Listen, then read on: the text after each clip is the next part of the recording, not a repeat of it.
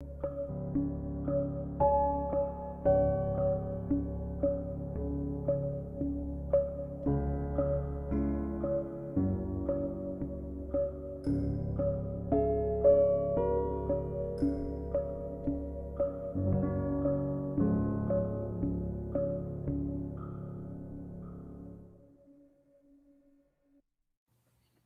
right, everybody, welcome in. We are live on the day of training camp. This is the Odell Beckham Jr. episode 13 of the Barking Brown Show. I am your host, Jacob, over at Roachism13 on the Twitter. It is on the screen or in the description.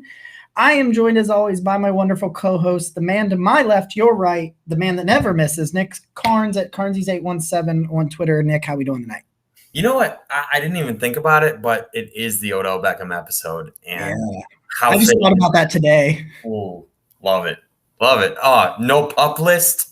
Wow.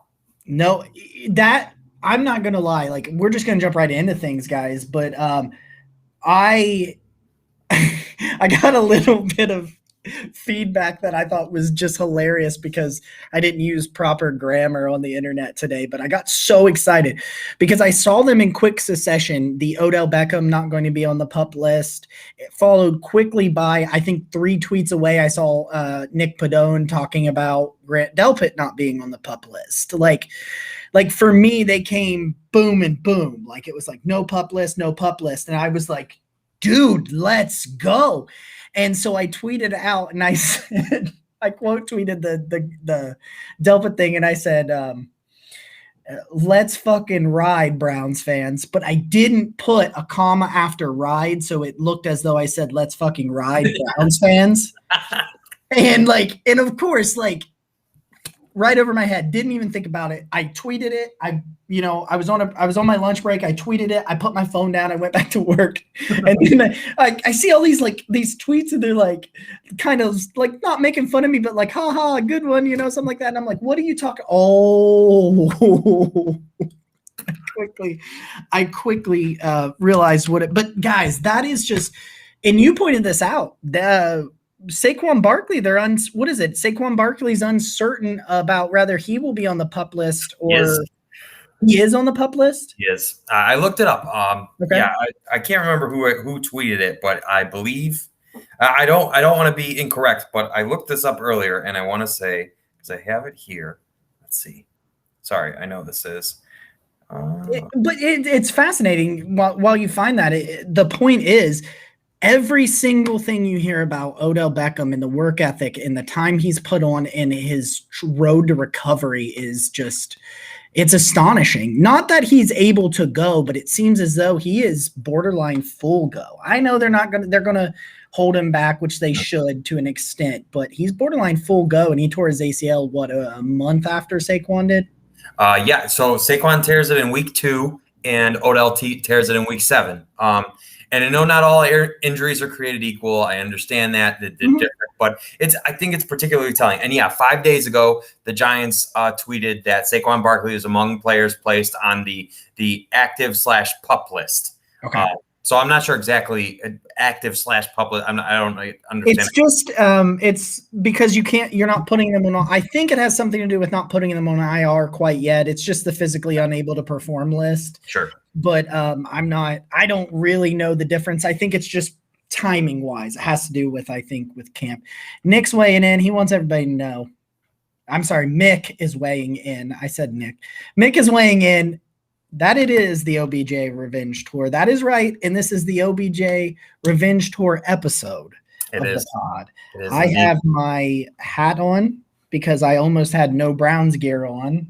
Because I was working out just prior to this and I had to go fix that. It was an old man workout where you do 30 push-ups and you're like, yeah, that's enough. So we got a great announcement, guys. We got a great show for you. Nick is going to come at me with his 53. He's already told me some of it. I'm already pissed off. So anybody that wants to hear some back and forth banter for once, we got a spicy meatball coming for you here in just a couple of minutes. But we have a a special episode 14. We have an announcement as relates to episode 14. If you're watching, Nick is giving you a bit of a hint right now. So, Nick, why don't you tell these good people what we got planned for them this week? So this week, coming up here on Saturday, the 31st, the Barking Brown Show goes to training camp. We're going, and you're getting a special episode. We're going camping. We're going camping. We're hitting Berea. Can't remember what the new facility's called, but oh yeah, I don't either. Shout out to our friend Andy Manchin, who was lucky enough to hit on the lottery. I know that high demand, and he's got his 4 tickets, and Jacob and I are 2 of the people that he's taking with us. And so to celebrate that, we're going to do a reaction episode afterwards. And I believe, if I'm not mistaken, Jacob, this will be your first Browns camp? It is. Yes. Yes. It's actually interesting because I haven't overtly been super interested in camp before. Maybe because a lot of the camps before, I knew that a lot of the hope was false hope. Sure. And for me, it's a 3+ hour drive to get myself up there. Yeah. And, I don't know. But when I got more and more involved with people on Twitter and talking to people on Twitter and with the show here, I'm super excited. I am just enthralled. I was frantically hoping that somebody would be nice enough to take me with them because I'll be screaming and losing my voice. Who knows if I'll even be able to record episode 14 on Saturday. I don't know if I'll have a voice. But yeah, if you guys are going to be there, hit us up. Let us know. Yeah, I would love to shake hands and hug people and see people in person and bullshit with you. Even if you hate me on the internet, that's perfectly fine. I would love to see all of you guys. True story. The last Browns training camp I was at was a Freddie Kitchens camp. And it was when Chad Thomas got in a fight. I can't remember who he got in a fight with. Oh shit. But oh yes, you were at that camp. Let me see. I was there that day, and they made them run because they fought, and Chad Thomas was really dogging it. And so the Pharaoh Brown, the tight end. Yes. Yeah. And so the stands are set up so that you're seeing basically like at Brown Stadium, where you're seeing the shortest side of the field is the farthest from you. So you're seeing the whole long side of the field. And so Freddie made them do gassers from one short end to the other and back. And repeatedly, it was very obvious that Chad was dogging it. And so someone in the stands was yelling, "Come on, hustle," that kind of thing. And this happened a few times because they kept coming back. And they're running right in front of you guys. Yeah. And so they're running towards us and they're running away from us, so back and forth. And so for the third time, because this fan, you could see that he wasn't doing it. So by the third time, as Chad Thomas turns his back and is running away from us, he just flips him the bird, man. Flips him the bird. It was in the Mary Kay was talking about it the next day. It was an eventful day. That should have been the precursor to us knowing what that was going to be. Like that whole Chad Thomas pick, let's get rid of Emmanuel Ogbah and spend a day 2 pick on a dude that he didn't test well. He didn't really produce much in college. I like Dorsey. Listen, I'm not going to completely dog Dorsey, but he gutted the bottom of the roster in the rotational pieces. He made the top of the roster way better. Don't get me wrong. Agreed. But that lower middle to bottom tier, that probably roster slots 43 through 53, something like that, 40 to 53, 10 to 15 players were just awful. Ed is letting us know of his heroics. He has survived a black and yellow attack. They were bees. He had a nest in his garage and he went miles on a fat bee named Ben. I got to tell you, so in our new house, I went to cut the grass. The first time I went to cut the grass, I opened up. We have a shed on the back end of the property, which is not very big. And I opened it up and there was 12 bees nests, and some of which were large. So they were from last year. kind of thing. And I'm like, man, this guy just didn't care. Like the guy that lived here before. And I'm like, he's braver than me because like, no. And I went in there I barely had any wasp spray when I went in there to mow the grass on Sunday, and I had 4 more to kill. So I have to get bee spray this weekend before I go back in there. You're a warrior, friend. I hate bees. I'm a chicken shit. I do too. I'm so scared. Chad Thomas aspired to be a recording star, not an edge. I did know. Yeah, that's a whole nother story. Dorsey was overrated. I think overall he was. Dorsey is a great scout. Phenomenal scout. Phenomenal eye for overall talent, not roster building. He took too many chances with middle tier players. I'm still really curious to see what becomes of I don't even know what his full role is in Detroit, but I'm very curious to see what happens with the Lions just because he's there. Yeah, it seems like he's in a role that he needs to be. He's not the GM, but he's giving you advice on players, which I know the Browns wanted him to do and tried to do it. And I don't blame him at all, because getting demoted at your current place of employment, I don't know many people, myself included, who could handle that sort of thing with a straight face and look at the people that were once your underlings that are now potentially not, that are potentially your bosses or your equals. So I can understand that. So one quick thing I want to get into, I had a poll, as I normally do. Yes. And I wanted to get into those results real quick, and then we're going to kind of start diving into, like, guys, football is here. We can smell it. We can feel it. We can. It's in our bones. Football is here. We're going to do a little bit more. We got a special announcement. We'll kind of preview it a little bit at the end of the show for next week's episode, as in episode 15, as episode 14 will be this weekend live. I don't know what time. We'll tweet it out, but it'll be sometime after Browns camp with our reactions of what we see in Browns camp. So let me come here real quick and find where I just put my saved poll. Okay. So the AFC North is, I think, top to bottom. Dan,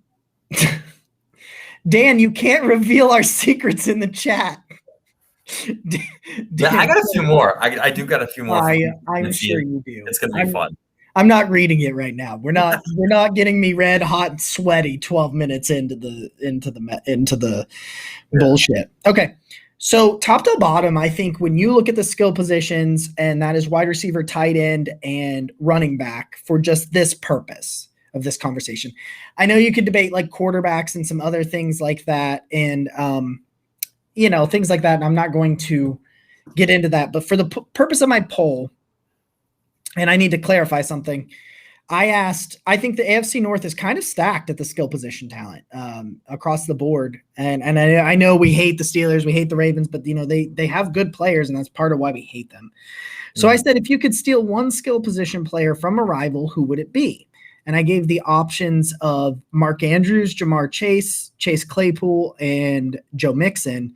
The Joe Mixon one, we'll get into that a little bit, I guess. I probably should have put J.K. Dobbins on there, but honestly, it was the top 3, and I just put a 4th one on there. Really, I shouldn't have put a 4th one on there. I think it would have been more fair to just put on the top 3, because I think those are the top 3 of the class outside of Cleveland. And some of Mark Andrews is probably right now the best tight end in the division. We are on the side. Ed says Nick's burner account is Nick in Columbus. So if anybody sees that, let him know. Right, Zach's weighing in. Hey, Zach, how we doing, buddy? It's good to see you in Zach, there. Hope big fan of you, Zach. Thank you for being here, friend. Thank you. We've got some plans. I've talked to Zach behind the scenes. Maybe he makes an appearance. Maybe Zach comes back into the Browns podcasting world sometime. I don't know. Maybe, perhaps. We'll see. Whatever. You're on vacation. I had some weird conversations with people because I had to fill time because I didn't talk to you as much as I normally do. No, I missed you, Jacob. I have missed you. I'd love to get into that after your poll because I think your poll is great and I'd love to talk about it. But there is some stuff that I was going to hit you with after. Okay. All right. Okay. I like that. I like that. Spicy. I like it. Okay. So I'm actually kind of really blown away by this. So a lot of people came at me like, none of them are better than what we have, and which I think is just not correct.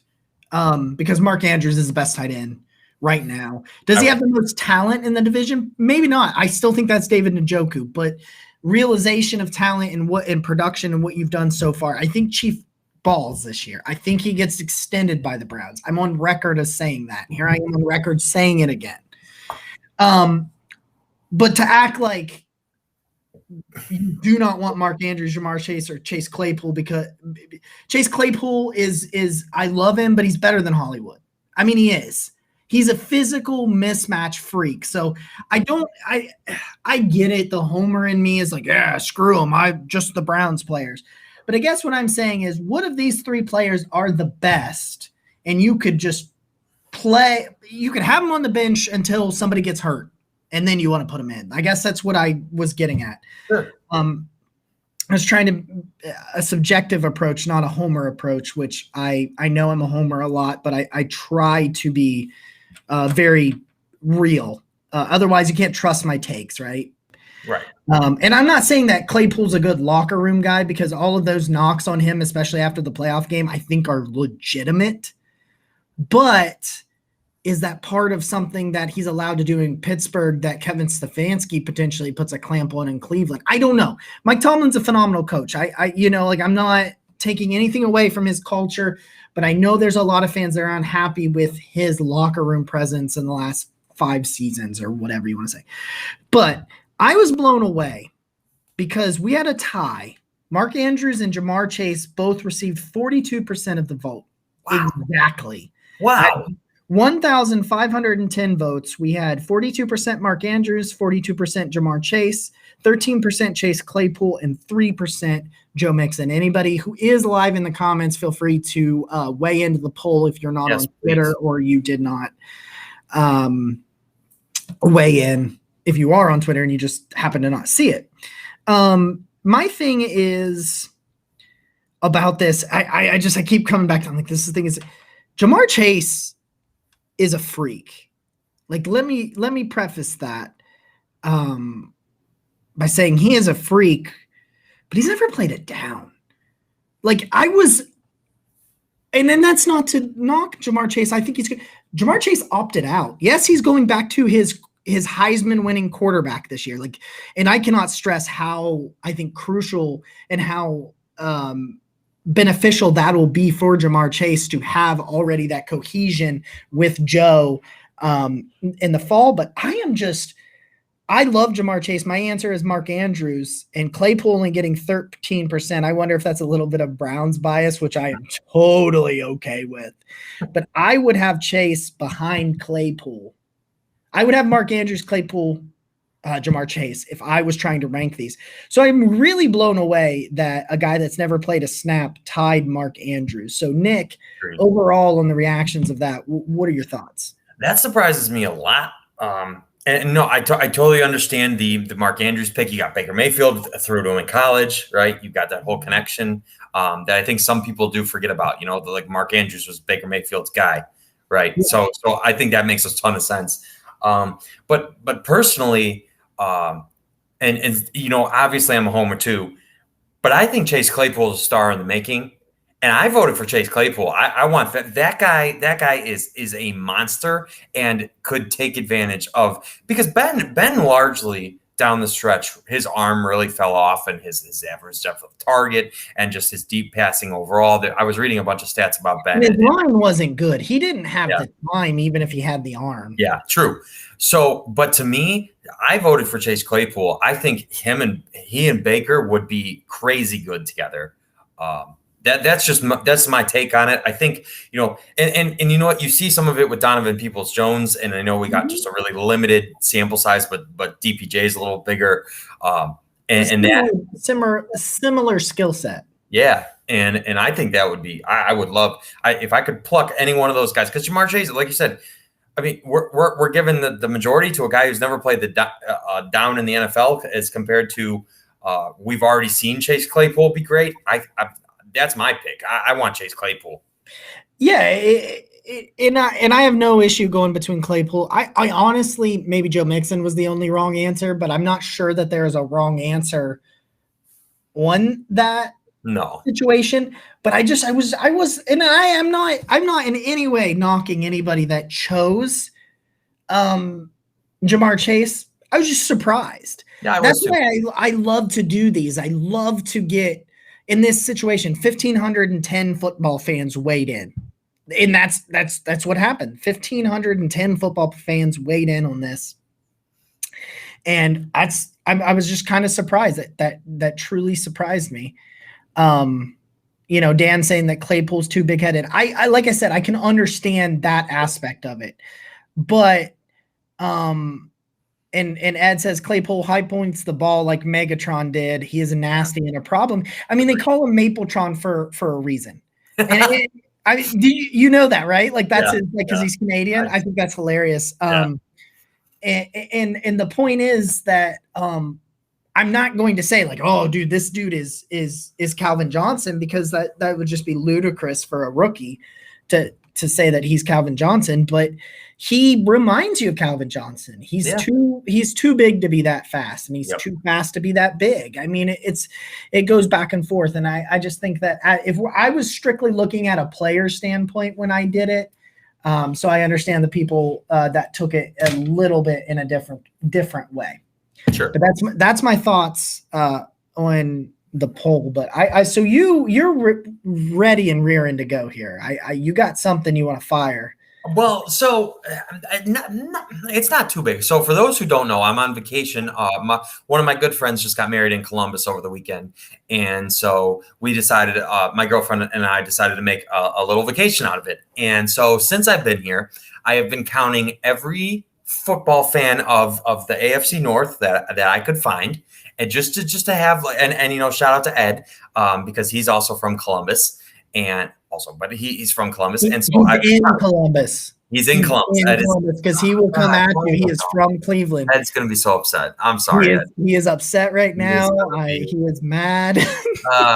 Well, for those of you who can't see me, shout out to all of our wonderful podcast listeners. I just put my face in my hand because I'm sure Ed's about to say. But anyway, so. I've been wearing Browns gear all around, especially today, as training camp started. So I've counted so far. I've seen 2 Cincinnati Bengals gear. I've seen one, or it wasn't even Steelers gear. It was a Pittsburgh Pirates hat.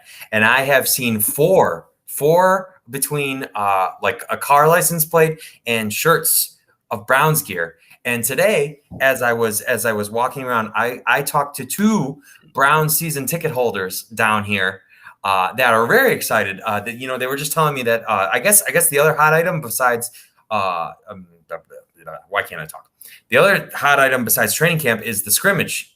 And yes, the orange and brown scrimmage. Yeah, I was talking to somebody who got tickets to those today, and nice. I was just really curious in general, just to like measure take the pulse of like what is Columbus, and I've been walking all the way up and down High Street and everywhere else over here, and it's been really cool to kind of take the temperature of this area and just see what do football fans care about besides Ohio State down here, and so it's kind of been fun.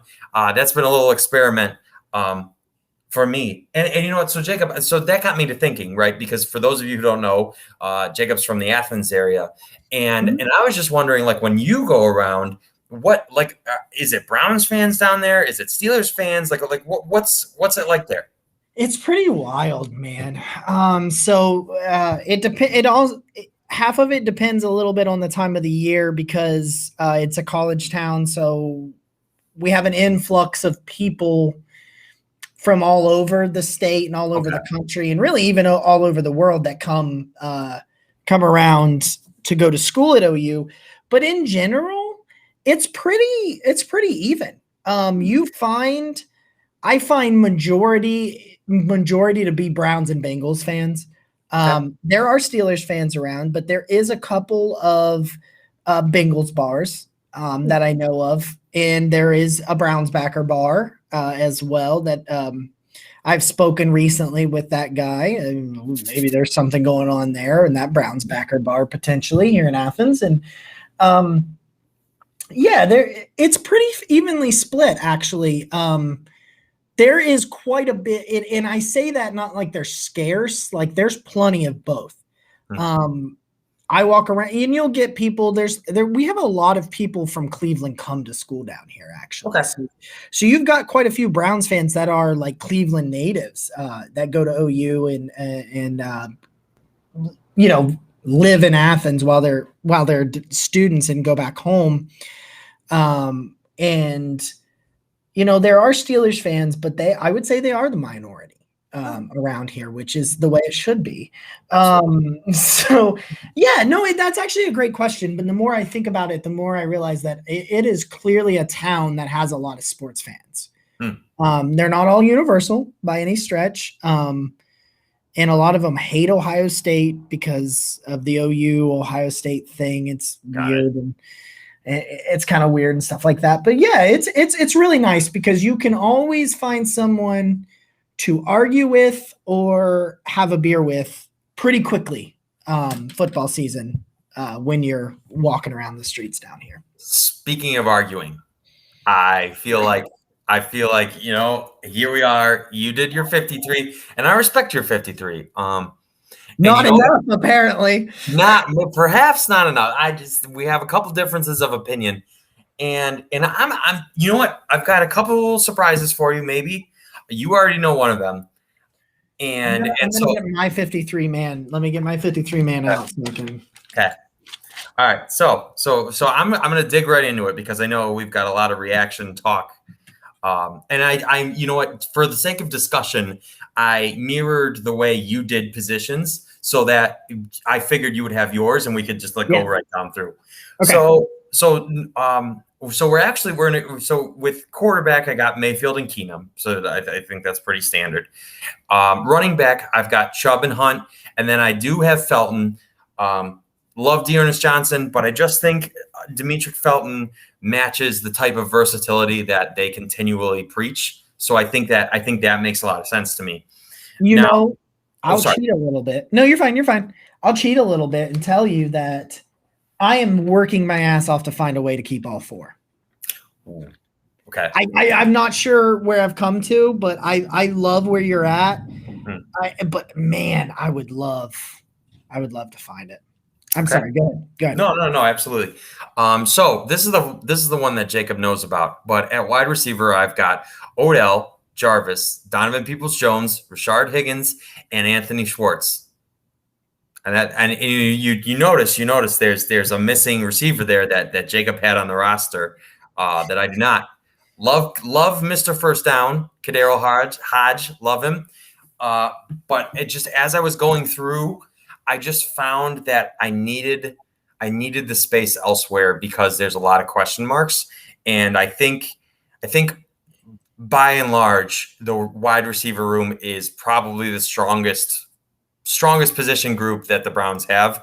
And so to me, I just think that Hodge because of the question marks in other position groups, it just to me does not leave space for Hodge, which sucks because I respect the guy. I think he hasn't gotten enough opportunity, but when you think about it, and I don't think you can play the injury game, and so you can't say to yourself, "Well, Odell's struggled to be healthy" or whatever. I think you have to bank on these guys being. When you're making these predictions beginning of camp, yeah, absolutely. Yeah. We're just assuming everybody's healthy. Yeah. So I do have Hodge off the roster because and so I try to follow some stuff because since Andrew Berry's been here. He has prioritized both sides of the line, and you're going to kind of see where I go there. Mm-hmm.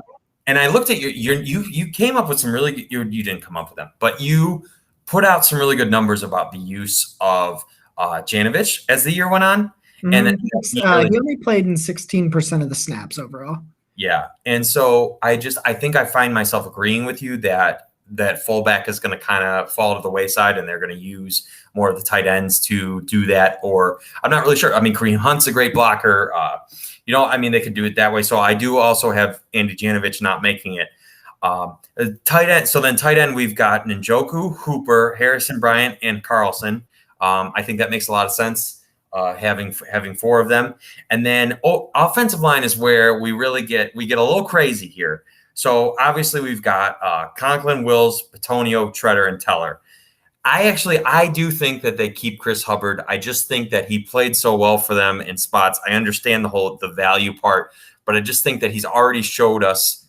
You're not going to get an argument out of me on that one at all. Sure. Okay. Yeah. And so following that same line of thought that we've seen production on the field, I understand that it is limited, but I am keeping Michael Dunn over Drew Forbes because I have not seen Drew Forbes do anything. I haven't seen him. What has he done? I can't. That breaks my heart, Nick. I'm a Drew Forbes stan. I like the guy, but I haven't. Okay, nothing. We've seen technically nothing. I'm just saying we've seen Michael Dunn play at a high level, although limited. That's still more of a sample size than we have of Drew Forbes. He whipped Cam Hayward's ass. Yeah. You know what? And an interesting thing, Forbes potentially we see how they deal with these opt-outs. We see what they do with Forbes. If for some reason Forbes is not ready to come back, I have no issues with Michael Dunn on the roster at all. Once again, Dearness, Michael Dunn, and even Blake Hance were guys that even though I was the one making the list, those are guys I was fighting for. Those are these depth pieces. These are like, we say this all the time, like Blake Hance and Michael Dunn will never have to buy a drink in Cleveland. And that's if they never play another snap. Mm-hmm. So I fought for those guys. But my dad will tell you, my dad said it this weekend. He's like, you know what? Every time you talk about the Browns offensive line, you talk about that Drew Forbes. You like that Drew Forbes. So I almost – and I'll save my judgment. I'll let you finish, and then I'll unleash. No. I'm Kanyeing the hell out of you right now.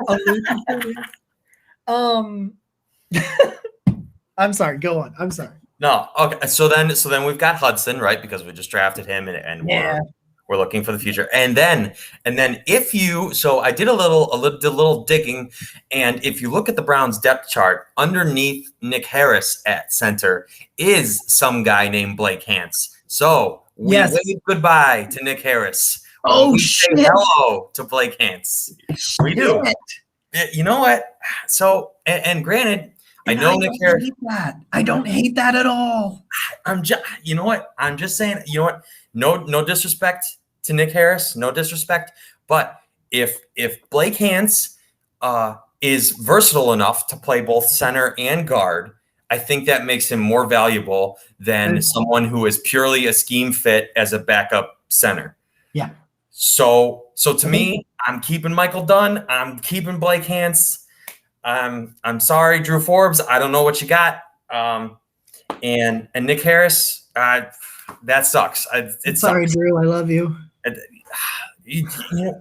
Man, and Nick Harris played, pretty admirably, but I think he just. I think he's just a center. I'm not sure he can be a guard. And so I'm looking for versatility. Hubbard's on the roster and valuable because he's versatile. So very versatile. We learned that last year. Yeah. And so I'm keeping some guy named Blake. That's where I'm at. I'm keeping them both. They both played well in their opportunities to do so. And I think that even that gives them a little extra credit.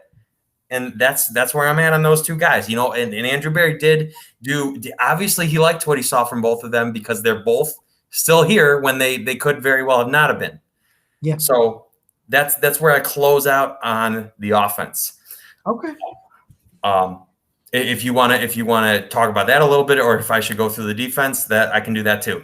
Yeah. Go ahead and go through the defense, and okay. I'm marinating. Okay. All right. So as far as defensive end goes, we've got Myles Garrett, Jadeveon Clowney, Takk McKinley, Curtis Weaver and Porter Gustin. I'm with you on those. I think that makes a lot of sense, and it just especially when you've got a lot of these guys on 1-year deals. I think it's like you have Curtis Weaver here, you have Porter Gustin here. I think you need to bank on developing at least one of those guys and giving them the opportunity. So I like that. I like that especially. And then so we get to defensive tackle, where the other side of so defensive tackle, and we talked about this with Cameron Justice. You and I have talked about this. There's so many question marks at defensive tackle. So 7,000 of them probably. Yeah. And so that's the biggest reason I'm not keeping Hodge. I think because there's so many questions at defensive tackle, and there's not so many questions at wide receiver if healthy. I think to me that means I need to add another defensive tackle to find what I'm looking for. And so I go with Malik Jackson, Andrew Billings, Jordan Elliott, Tommy Togiai, Malik McDowell. Hello. How are you? You're making the roster. Andrew Berry, diamond in the rough. Hello. Yes, that's happening.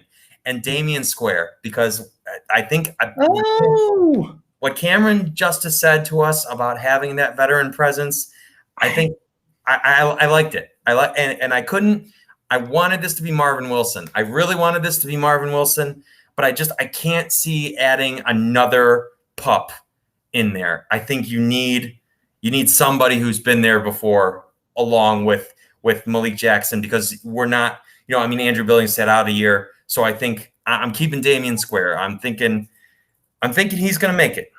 I don't hate that. The more and more I've heard and listened to some people talk, and it's just like Stephen Thomas, I've heard him say it multiple times on his podcast with Andy Lytle, and some other places, that he's not Aaron Donald, but he's a solid player.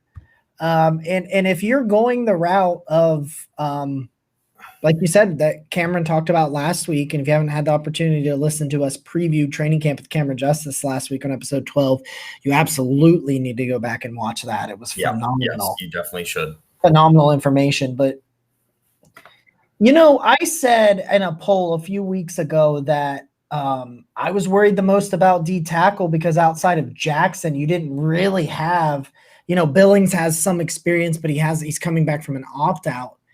Damian Square, I think, kind of alleviates some of that. I don't think you've got to be 100% willing to let Marvin Wilson walk, because you're not getting him on the practice squad. God, the pain. I wanted to change it to Marvin Wilson so bad. But no, that's fine. You're fine, because I totally see a justification for what you're doing.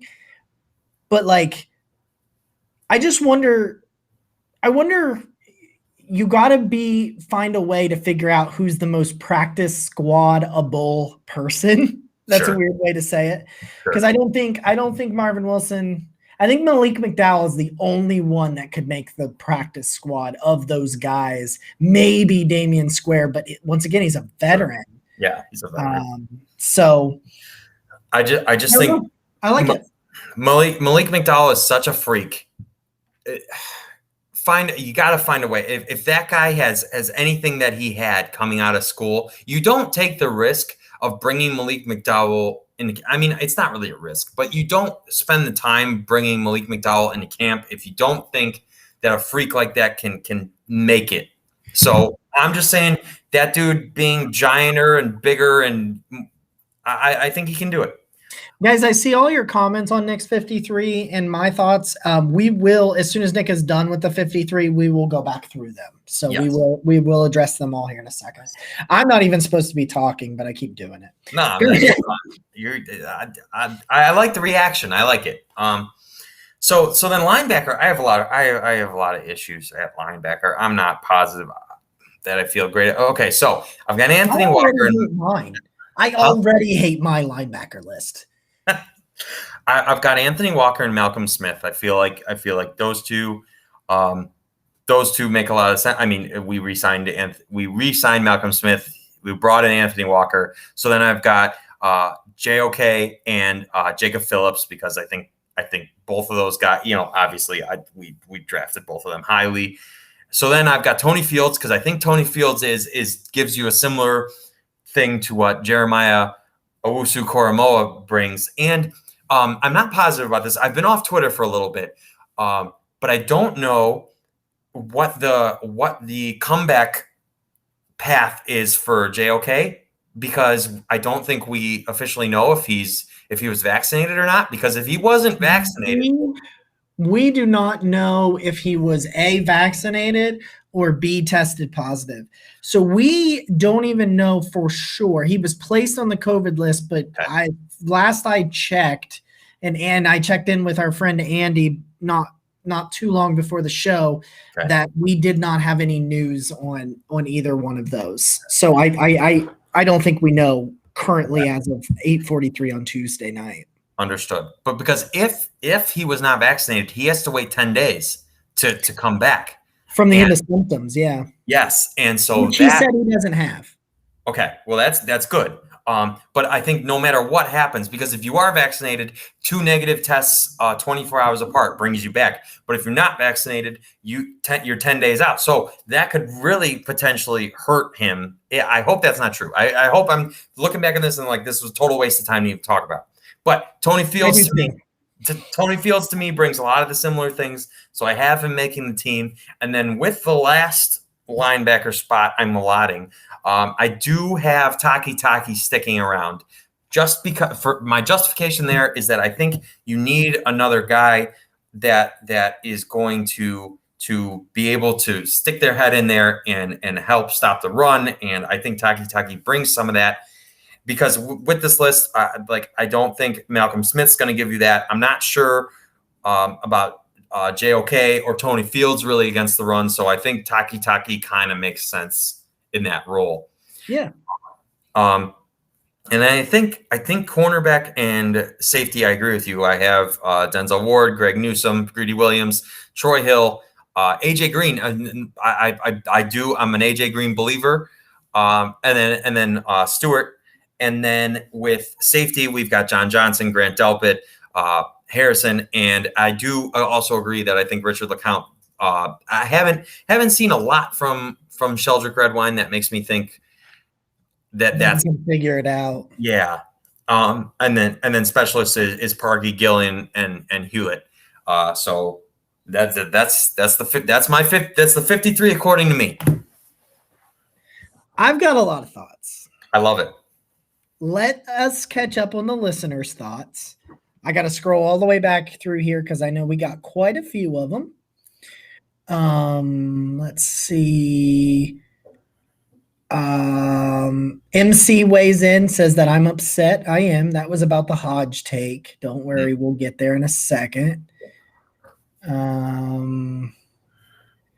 Ed says that we need to rock, paper, scissors right now. Winner gets to pick Forbes or done. All right, let's do it. All right, so rock, paper, scissors, shoot. Okay. Yep. All right. Rock, paper, scissors, shoot. Damn it. Oh, all right. All right. Fucking Michael Jordan is, I guess. Shit. All right. For those of us who can't see, I picked rock, Jacob picked scissors. I always pick scissors. Ed says Nick on Nick violence. By Nick Harris. MC weighs in on something I've been saying so much this offseason. It truly does. MC says it feels good to cut some good players. It truly does. Mm-hmm. It absolutely does. Dan is with me. He said, thank God that Nick isn't Andrew Berry. Sure. Hey. I'm just messing with you. Oh, crap. Okay, there we go. Ed weighs in, says they call him Nick, a.k.a. Columbus Camp Cutta. Okay. Okay. Ryan says he loves Hodge. Listen, Ryan, I love Hodge. We will get to Hodge in a second. Ryan's got a little bit of a hot take. He says no Billings, no Square. Wow. I can actually see a situation where Square makes it because Billings doesn't. Sure. I heard that floated out there. Guys, this is legitimately so many options. I think that's what makes these fun conversations that we don't even have to have anymore. That we're done with these dead series. We're doing this last little bit of dead series because they just kind of reported to camp today. There's nothing really out, but we're going to be there. So if you're going to be there Saturday, please look us up. Let us know. We will see you guys and we will react live afterwards. Okay. I don't know. here's the problem with some of these comments. I don't know what some of them exactly were referring to, so I have to jump around through some of them because so many came in. Ed says, "Put Wilson in Marvin's room." Yes, that's a Drake song. Yeah. He says that he also weighs in and says that Nick has spunked tonight. That Columbus air must be doing good for him. Dan is pointing out that JOK might not actually be eligible for the vaccine because of the underlying conditions. I think, i.e., the reported heart condition that he said he was fine and didn't have, but was something that came out after the draft that some people think may have had him fall. That's a great point. Patrick asks that who do we know it's vaccinated? I know that it is of the belief of some people that I heard that the Browns are over 80%. Oh, good. I think I heard that like 85% of the entire league is vaccinated, and there's 12 teams at 90%. Unfortunately, the Steelers are one of them. I shouldn't say unfortunately. That's like the asshole. I hate the Steelers in me. I think everybody should be vaccinated, and I'm not going to argue with you otherwise. That's just how I feel about that. But I don't know. I know Baker is because he said it. But outside of Baker, I just don't know. I have not seen enough. If somebody has, let me know. Ed says that Taki is great on special teams. You know what? I said I kept Elijah Lee because of his special teams, and I did undersell Taki's special teams, and I do apologize for that. Roger still wants a vet cornerback. I agree. Agreed. Oh, Mick is right here on the hot take. Yeah, wow. Square and Billings are gone, he says. Wow. All right. Okay, Togi I steps in. That's where he's at. I like it. So that potentially, if say Billings and Square were gone, I think it has to either be McDowell or Wilson making the round, or both potentially, which would be fun. If Billings is gone, if Billings and Square were gone, as Mick said. Yeah. Okay. Yeah. I think that's the only way they're gone. Yeah, is if McDowell's on the roster. If McDowell and Wilson are on the roster, I think that's the only way that happens. Yeah. If you're telling me that those two are definitively gone, like McDowell over Billings, like Billings not being able to go after the opt out, to me is the most logical path that McDowell has to ball out as well, but that's the most logical path for McDowell. So I think I've covered everything but the Hodge thing. Yeah. So I'm going to cover this Hodge thing, and I'm going to do it short and sweet, and I'm going to take my hat off, and I'm going to look you in the eye. Not really. I'm looking at you, but like since my camera's up there, it doesn't look like I'm looking directly at you, but I am. Okay. The stat came out this weekend. One that we had joked about, but turns out was actually factual. Mm-hmm. Nick, last year, Kadero Hodge, 100%. That's right. Every single reception that Kadero had was a first down. Every one of them. Mm-hmm. I think he had like 12 to 15 receptions. That's like when some people come back to me. They're like, Jacob, calm the hell down. It was 12 catches. That man blocks his ass off. You're talking about winning in the trenches. He is, to me, the best blocking wide receiver on that team. Wow. Even better than Jarvis? Yes. Wow. Because he's bigger. Okay. I think he's a little bit bigger. I think that has not necessarily to mean that he works harder than Jarvis. I'm not ever going to question the work ethic of one Jarvis Landry. I will never do that. The dude's a warrior on the football field. Absolutely. 110%. Kadero Hodge is so cool. This is where we're devolving. This is where the argument's gone.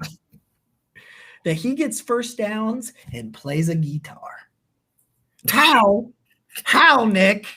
How can you live with yourself with no guitar playing after first downs on Sundays? How? You know what? You're a monster. Robbing people of the guitar. I love the guy. Don't get me wrong. I love the guy. I can't. I had all weekend, guys. I had all weekend to work up my argument for Nick and put him on blast. And the best I could do was robbing people of the guitar. I just can't. I cannot set. It's the defensive tackle room. Receivers is a lot.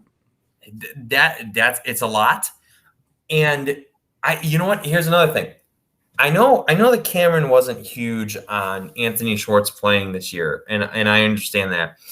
But you so desperately needed speed on this team. I think if you keep Hodge, that buries Anthony Schwartz all the more.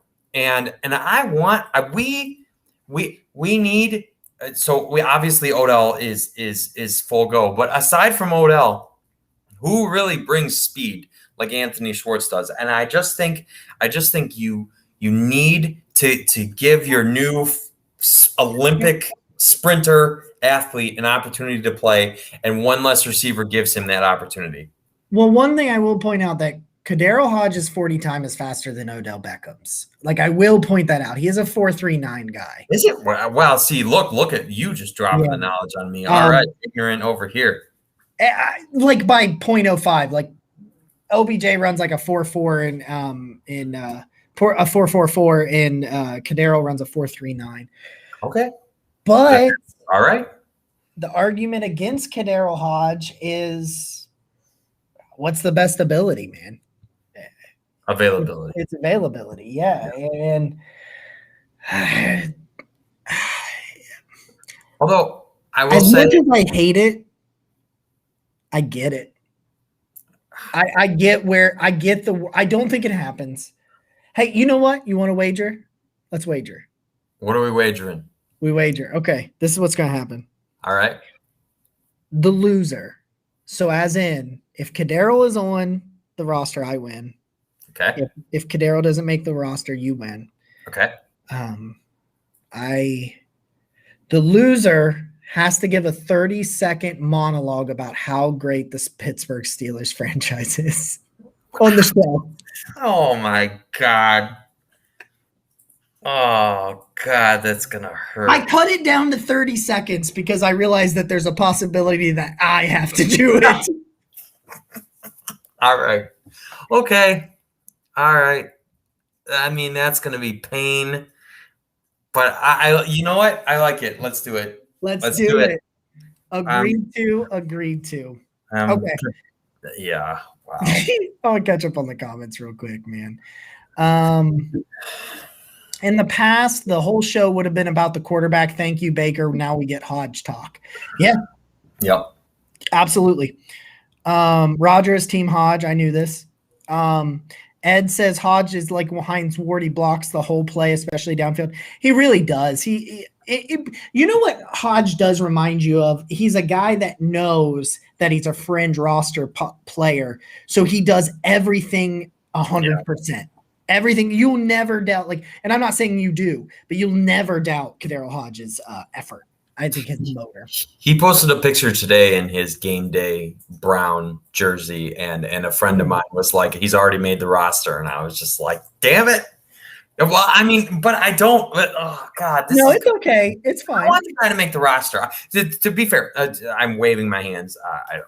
But to be fair, I want Kadarius Hodge to make the roster because that means he's going to make the Browns better. But just when I weighed everything, and thank God I'm not Andrew Berry. When I weighed everything, I mean, this is tough. This is really tough. This is the first time I've ever done this. So Jacob, thank you, because without your idea, this is your baby to do the 53-man roster, and without that, I would never would have had to think about this. But this is rough. Don't post it, by the way, on Twitter. You'll get destroyed. I learned that last week. Don't fucking do it. Just don't. No matter how good you think it is. And I posted it so that I could save the receipts, but that also means that they can save the receipts when I'm wrong. Oh, I'm posting it. You also posted something yesterday that you were just like, you're on vacation too. You stirred the pot and then you yeeted out. you're like, it's been what is it? It's been 1,600 days since the Steelers. 1,661 days at home with Baker Mayfield. And then Yeet, he was gone. He didn't care. Ed says that air guitar is an overlooked ability. True. Now, MC, he brings up he wants to add to our bet that the loser has to pee in an odd place. Oh, but that runs the risk of getting a pretty expensive ticket. That actually does. I know some people that have gotten public urination tickets. Okay, guys. Halloween in OU Athens happens. It does. Not me. Maybe. So yeah, guys, I'm so freaking excited. I know we didn't get anything today, but we learned that OBJ and Delpit are not going to be on the list. Can I add something, Jacob? Yeah, absolutely. So Arizona, the Cardinals have a very limited amount of places to pee in their parking lot of tailgating. So if you've never been to a Cardinals game, I haven't. Go on. You might see some things because they've got like 2 porta potties for every if you're looking for the next 2 porta potties, you're going to be walking a long time is what I'm trying to tell you. So, people are peeing places. Little thing. What was at that game in 2019? Yep, that was the last game. That was the last Browns game I was at, and it's a viewing experience, I suppose. Well, that's not information I thought I'd learn tonight, but by gommit, I did. All right. Interesting note. Our good friend Andy is the man. We've said that. He's the absolute man. He is a machine. He can't be stopped. We will be probably – actually, unless something crazy happens, making 2 appearances this year. Well, together, I don't know if Nick's going outside of that, but Andy has asked us to join him for the Bears game, the home Bears game. We are going to be there for the Bears game, and we are going to be there for the Cardinals home game. So seek us out. Is that official? Is that official? Okay, I'm going to – yeah, so I talked to a bunch of people. I'll talk to you offline after this. But I have the money to possibly buy all the tickets this week, and then everybody just reimburse me as we go. So yes, we'll go ahead and talk about that. You've been on vacation, so I haven't. There's been some sorry. No, it's fine. It's just there's been we've been communicating enough to make sure that the show went on this week. So we got that stuff. That is exciting. We are there, but we need to make an announcement. Kind of. I'm not going to announce the guests. Next week begins our series. We will be previewing the Pittsburgh Steelers next week. So episode 15, not the weekend episode recap of our day at training camp, which I'm dubbing the Barking Browns Go Camping. I love that. And we have 2 guests. They are Steelers reporters / podcasters / fans. They will be coming on for about 20 minutes apiece, and we will truly dive into the rivalry. Keep it a little respectful in the comments, guys, when we do that. I'm going to take my Homer hat off, and we're going to legitimately this is going to be the beginning of us going around the AFC North. And really looking at it. So we're gonna have actual discussions, not just like shit talk stirring like I typically tend to do. Right, which is fine. That stuff's fun. We have a good time. But we decided, me and Nick talked about it. Some other shows have done it. I was like, let's get some people that care about those teams like we care about this team, and let's just. I don't follow them as closely. I know their moves, but let me get what do they think of Tommy Togiai and Marvin Wilson? They probably don't think much of it, but so where are their Tommy Togiais and Marvin Wilson? Where is their Drew Forbes, their Malik McDowell, their Kadero Hodge? Where are they? Let's find out. Let's do that. So that's what we're going to do. However, don't turn it off right now yet, quite. Because to wrap up the show, we have another top 5. This is Nick's baby.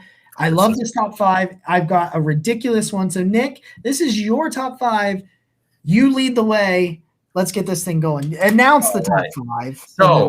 So in because we've had so much discussion recently among Cleveland Twitter about a recent name change and a recent mascot change, and well, not mascot change because we still have Slider, but there's all this talk about that. So Jacob and I thought it would be fun to dive into our top 5 sports mascots.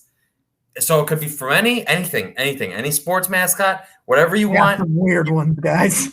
You know what? And it's going to be fun. I tried to keep it a little less like 100% Cleveland because hi AJ. That reminds me. We also have a super fun Nostradamus type of episode coming right before the season. So I think the last episode before week 1. Correct. So yeah. You think the 53 is fun? Wait until we pick Super Bowl winners. It's gonna be fun. It's gonna be fun. But so I'm kicking us off with our top 5, and number 5 for me is a 7-foot tall, large orange bearded mascot. He is none other than Gritty of the Philadelphia Flyers.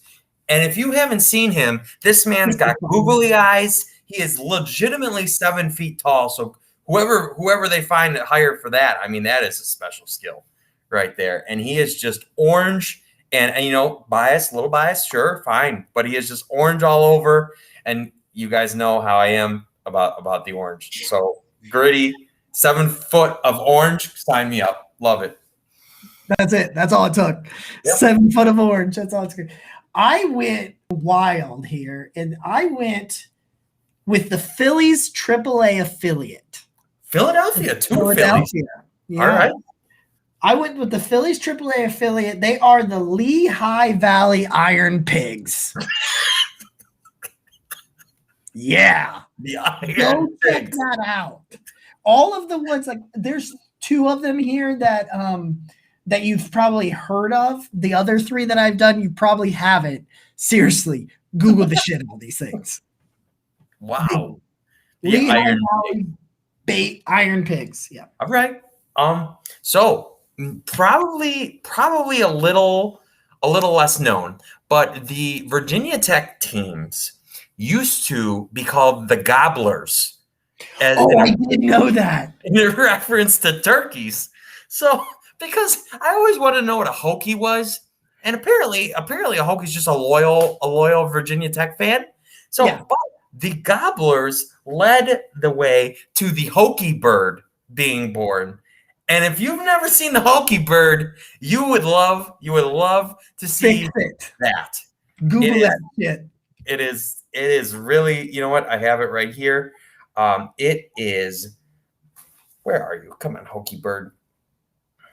It is just I don't know. It's like a cross between a duck and a turkey. It is something, and you will be happy you did. All right. This one, I don't know why it's all the way down at 4. But number 4 is the former Marlins AAA affiliate. I'm not sure if they got dissolved. I want to bring it up real quick on my screen so I can just so I can confirm what it looks like. Yeah, that's what I thought. So the New Orleans Baby Cakes. What? Yeah. Hold on. I'll send you you'll have to Google it. The New Orleans Baby Cakes. It's like this baby with like a crown and a bat. That's amazing. Yeah. It is phenomenal. The New Orleans Baby Cakes. Yes. The former Marlins AAA affiliate. Until I think they were the affiliate in 2019. I think last year they were not. Oh my. If you haven't seen the new with a crown and everything. Yeah, man. What is even this thing has like a little worm slug of a bottom of a body. That is. Yeah, it's almost like a ghost. What is going on? I don't know what's going on. New Orleans Baby Cakes. The New Orleans Baby Cakes. You dug deep with this. I am impressed. the next ones aren't super deep. except for number Okay. one. Okay. Number one's wild. You know what? So this might be I don't know. I have always been fascinated with the way that the Oregon Ducks change their colors all the time, I love that. Yeah. and it's just been fun. So I like watching Oregon and their duck. I mean, it's such a fun, bouncy. It's I don't know. It's a giant duck. I love me a giant duck. That's really all I have to say about it. I mean, it's fun like Oregon is, and I think shout out to like the old Marcus Mariota days and the Chip Kelly days and all that stuff. I always had a lot of fun with them. So the Duck has a special place in my heart. That's where I'm at. I love it. I love it. Mine is the Memphis Grizzlies. Ooh. Why? Because Grizzly Bears are terrifying. That's it. That's my only reasoning. It's my only rational. The Memphis Grizzlies, they're terrifying. They look so fluffy, and they will kill you. They will just kill you. So in true, in true near and dear to my heart, when the Browns officially announced Swagger, and now we have the wonderful Swagger Jr., there's something about actually fully embracing the dog that I love it. I love it. I love Swagger. I love Swagger Jr. It's one of my favorite things the Browns have done. And so whenever I actually get to, see him, I'll always love it. So Swagger Jr., Swagger, Team Swagger, love it. It's great. Ed's high school team in Polka, West Virginia, the Polka Dots. That is fantastic. That is from NC Lawrence. That is fantastic. I love Swagger. That whole posting all those pictures of Swagger's funeral was kind of weird, but it felt weird. Ed said, "Baby cakes. Hey now, cakes are cheeks, not on your face." Well, maybe. Oh, so like baby butts. That's funny. Howard the Duck was from Cleveland, weird 80s movie. Howard the Duck, that's a fun time. Okay. Number 2 is the Minnesota Vikings because of Ragnar the Viking. That dude rides a motorcycle and he just looks terrifying. Like, I'm like, dude, the dude who plays, because it's a dude. He's not in a mascot. He is a dude with a big burly beard. He's not like dressed up like Brutus the Buckeye, and he's just this big burly dude, and he's just getting up on there, and he's riding a motorcycle across the place, and sometimes Rufus the Ohio University Bobcats. Rufus the Bobcat rides motorcycles in the indoors during basketball games, and it gets very fumy. I'm not sure. I'm pretty sure that's a safety hazard. So yeah, Ragnar the Viking. He's terrifying. All right. You're not ready for number 1 though. Oh man, I can't wait. Number 1 for me, and I've been going to baseball game. I've been going to Cleveland baseball games since I was a wee lad, and something so I took when Avita and I started dating, I took her to her first baseball game, and something that we got into then and I have always loved since is the ketchup, mustard, and onion races that happen all the time. They're so much fun. I love them. And so ketchup, mustard, and onion, you run your hearts out in those giant costumes. I love you. That are like 100 degrees. Exactly. They do the whole diamond. Well, not the whole diamond, but most of it. It's crazy. They make it fun. It's entertaining. It's one of the best things. And I know they're not like official mascots, but whenever I think of that, I love it. So I hope Roger's listening because I know he'll appreciate that. And that's just always near and dear to my heart. Number 1 is a college in Massachusetts. And they are the Williams College Fs. EPHS. The Williams College Fs. And their mascot is Ophelia the Purple Cow. I'm sorry. Yeah. Yep. Look it up. I would love to. Ophelia, the Williams College, Ophelia, the purple cow. Williams College, the Williams College F's, EPHS, which is short for Ophelia. Ophelia, the purple cow. Oh my God. And boy, is he a purple cow. This is amazing. Didn't know that's where this Browns podcast was heading now, did you? Wow. Buddy, I spent like an hour of my Saturday bringing the thunder. I love this. This is so much fun. I had far too much fun with this list. I knew you were going to bring this type of fun to this list, and that's why I wanted to do it so bad. It was Rogers got 20 on mustard in the fifth. Yes, Roger, you understand. And you know what? So the mustard is like not like yellow mustard. It's Bertman's Ballpark mustard. And if you've never had it before, it will change your life. And I'm sure anyone who has had it will also tell you that. It is wonderful, and it goes fantastic on brats. No ketchup needed, just Ballpark mustard. It's great. Mick says they have the Bungadore Bull Ants. The Bull Ants? Sounds terrifying. I don't know what the hell a bull ant is, but I know I don't want any damn part of it. For those who don't know, we have a little chat, and Mick was informing us about all of the local wonderful wildlife that he coexists with. No, wonderful is not the word. Wonderful is maybe you don't want to call something wonderful that will kill you, but here we are anyway. So, Mick, I love you, but I'm burning that whole damn place to the ground. We gotta say, you know what? We can never be let off that island. No. But Mick's got it. Mick's coming. Our Australian brother in a couple of years is coming to Cleveland, so we're gonna have quite the event for that. We won't remember it. We might not. That's the plan. That is the funnel spiders. You know what, Ed? I did not need to think about that. Yeah, I'm sorry. I'm yelling. I'm sorry. No, you're fine. I'm thinking about funnel spiders again. I had a friend of mine when we were overseas, the camel spiders.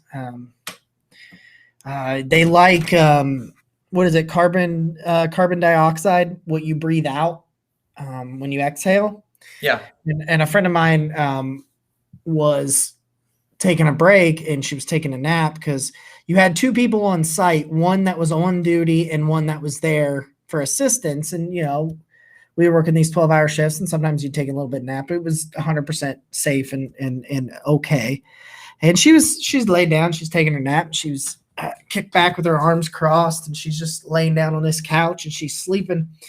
And right up on her upper chest, this big old camel spider comes up and just curls up into a ball and just lays there because she had her head pointed down. She was breathing down onto her upper chest. And I mean, like, this thing is like inches from her nose, and it's just this big old, probably the size of a baseball. Oh my! This camel spider. She woke up. She didn't wake up and jump. She woke up and just opened her eyes and just was staring. And this thing was asleep, but yeah, it was breathing in the carbon dioxide that she was breathing out. And man, you probably heard her scream for miles, and she was indoor in a fortified bunker. God, she screamed. They just find their way in. It doesn't matter. It's terrifying. Well, the doors were had holes in them. So hey guys, that's it. Yeah, that's what we've got. That's what we've got you for the lucky number 13, the OBJ episode. No, it's okay. I'm going to make sure that a special announcements that one of us puts out videos on YouTube for the announcements that we make on Twitter, kind of going forward. I said this before because I realize that we make some of these announcements, like the camera justice thing, the guest things, the situation where we're announcing that we'll be at training camp on Saturday. Yes, we did it on this show, but we'll put out And it might be 30 seconds of me or Nick or me and Nick just being like, hey guys, episode 14 is going to come to you live Saturday, 5:00, whatever time. I have no idea what time. I'm not even going to. He put a bull ant. Now, Mick, stop talking about bull ants. That's terrifying. Yeah. And so we're going to put out some announcements and things like that through there as well. So going forward, anything that's going on, I want to make sure. Also, if you want to send us an email, if you don't do Twitter, our Gmail is thebarkingbrownshow@gmail.com. Yep. And so I'm going to come back. Got one more day of vacation here and then coming back. So we are definitely going to be, Jacob's always been active and all that stuff, but I'm going to join forces with him. We're going to put our heads together and put out, we've got a lot of stuff coming for you guys. And I know we kind of just like, vomited it all out in this show, but we're gonna make sure to, as we go, announce more because there's a couple other things, that Jacob and I have teased that I know we're going to be discussing here coming up. And especially always want to emphasize, the internationalness of this show. So we've got some plans for that as well. And then a couple of different ways to come at you or to bring ourselves to you. So there's that. But I want to say, because I suck at doing this and I meant to do it earlier and then I just got caught up in all the fun. But I forget too. I always drop the ball on this. Yeah. Everybody, so Jacob told me that we had some more 5-star reviews on our podcast. Thank you so much to anyone. 10. So thank you so much to anyone who takes the time to rate us. Our podcast views are going great. Thank you for being here. All the likes, the subscribes on YouTube, the comments on Jacob and I both will respond to you. If you take the time to do that, I can't tell you how much that means to the both of us. So please continue. We would love to continue to find different ways to interact with you, especially those YouTube comments and all that stuff. That helps. We will always, I know we didn't do it today, but I promise you those new 10-star or 5-star reviews we got, we'll definitely be reading those on the show. There was none written. They were just ratings. Oh, sorry. But if you take the time to read them, we will definitely be reading those on the show. So to everyone, thank you for all of those things. Don't forget, at 225 subscribers, Jacob and I are giving away another shirt on YouTube. So we'd love to do that. Maybe we could think of some other ways I'm not sure. Well, Jacob and I, just little hints, me spitballing. I'm sure I'll talk to Jacob about it. Yeah, we're good. Yeah, but as always, so this has been episode 13, the Finally Browns Are Back episode of the Barking Browns Show. I'm Nick. He's Jacob. And always go Browns. Go Browns, baby.